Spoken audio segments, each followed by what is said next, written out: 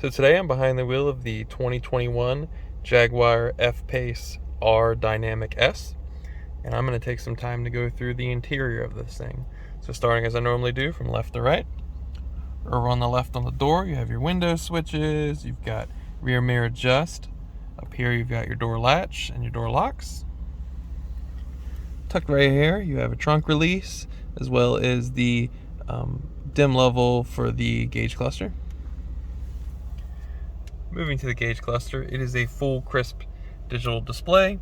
It can be customized between different layouts, and you do that on the steering wheel, which I'll showcase how I'm doing so, but once I get to the steering wheel. But you can customize what you see on the left, what you see on the right. You can switch it between like media, and right now it's on the map and the trip is over on the left. You also can adjust the layout between two dials. Right now it has one dial kind of in the middle, like a full map can be across the back. Media, driver assistance can be highlighted. And then you can also swap between the heads-up display settings, vehicle information like tire information, your media, information on the trip settings, and back to the display. So as you can see, it also displays right here with this checkered flag what drive mode you're in, and when I get to the drive modes I'll show how they appear differently up here on the screen as well.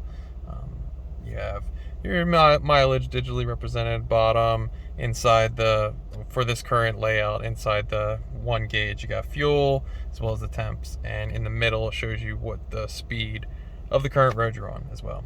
Where the P is, of course, it'll change your gears depending on what gear you're in. So if you put it in drive and you put it in the sport mode, it'll change between the D and S as well in that spot.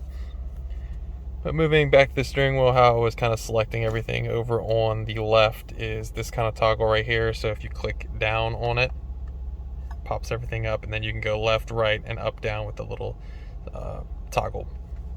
You got talk, phone options as well. This normally controls your volume and the tuning settings when it's not controlling what's up on the screen. Over on the right, you've got cruise control options as well. On the back of the steering wheel, as you can see, there's two nice big paddles. Uniquely, it features the minus and the plus both at the top and the bottom of the paddle. Excuse me. This also is the R steering wheel, so it features the R branding at the bottom as well. Give you a better look at the steering wheel. Moving from the steering wheel, you got your hazard button up top. Then you got a full really big navigation screen. So this is kind of like the menu screen, so I can show you all of the different apps that you can kind of click into. So for example, seats. Right now I have my heated seat on, and that's represented on the passenger, which does not have it on. Climate, you can control different aspects of the climate of the vehicle, as well as purifying the air in the vehicle as well. Cameras, showcases 360 view around. So this is where I'm currently parked. Valet mode, eco data, showcasing your driving style. You got energy impact.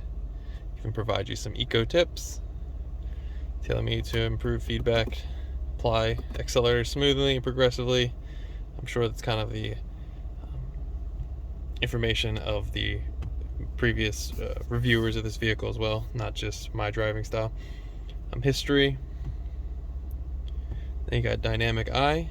So this is where you can immediately switch between engine, steering, gear shift, and suspension in the drive mode. You just kind of click and it'll go between dynamic and comfort, and I'll showcase when I hit the little drive mode toggle how you get to the dynamic mode. You also have a stopwatch, lap time, and a G meter for G-force. All surface information. And this is the different descriptions for the drive modes. I'll come back to the screen when I toggle them to read them for each one. Low traction launch.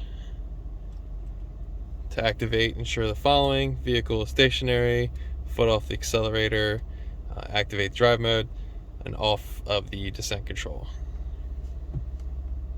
Voice, navigation, phone, media, connected accounts, and weather. There's also different settings that you can swap between, so you can turn the screen off, dark, engine auto start stop, home screen settings, audio settings, if you want to adjust the treble, bass, and the subwoofer of the Meridian sound system.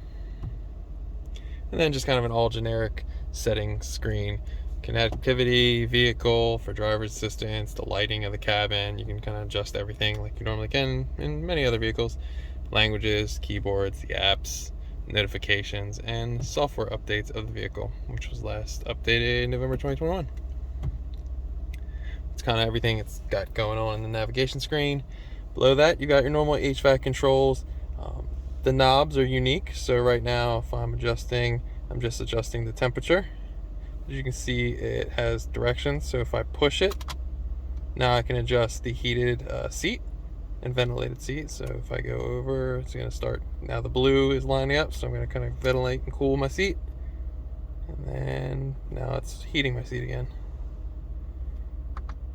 Putting it back, now pull.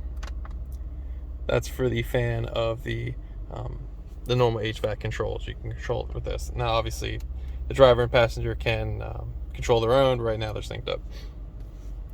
You got normal other buttons in the middle. Down low right here, you got a charging pad. Then you've got the gear lever located in the center. So you got reverse, neutral, and drive. And then once you're in drive, you can hit it again and it'll be in sport. You can also shift your own gears in sport and drive. So right now I'm in sport. I'm just going to pull the paddle. Sport 2. If I want to go in drive, pull the paddle. D2. Park is a button. Push the button, goes into park. To the left of that, you've got the engine start stop button, as well as the volume control right here, and turn it off as well. Over on the right, you got hill descent and the traction control off button. This is uniquely the drive mode select. So push it down, and then it raises the toggle up. Now I'm going to kind of display both screens and kind of my hand down low so you can see me toggling, but you toggle between dynamic, eco, comfort, and let me pull them up so I can give you the descriptions of all of them. So this is the adverse, the last one was the adverse surface conditions one. Jaguar can pretty much give you the description of each drive mode better than I can. So it's basically when you're in the rain, snow, and ice. Eco, obviously when you want a more fuel efficient driving experience. Comfort, like the name would suggest, more comfortable driving on-road experience. And dynamic, you get the full potential of the vehicle on the road. And this is kind of where you can adjust on that dynamic screen I showcased earlier. Back from the drive mode, you've got 2 cup holders. You've got what I call the old smoker's plug right here as well, little cubby. And you got the center console armrest. Nice little spot, which features USB-C, old school USB, and another smoker's plug right here. Moving to the passenger side, you got a glove box. Give you a look at the Meridian sound system through the vehicle. Passenger door. This features some really great sport seats. Basically look like some Recaro Sportsters, just kind of branded with Jaguar right here, as well as the symbol up top. But that is for the driver and the passenger only. So you got the rear seats, sunroof for both the front and the rear of the cabin. Up top, sunglass holder, sunroof controls, lighting controls. But that is pretty much the interior of the 2021 Jaguar F-Pace R Dynamic S. Now, if there's some feature I didn't go in depth enough on, or some question you have, leave in the comments below, and I would love to find the answer for you. Thanks for watching.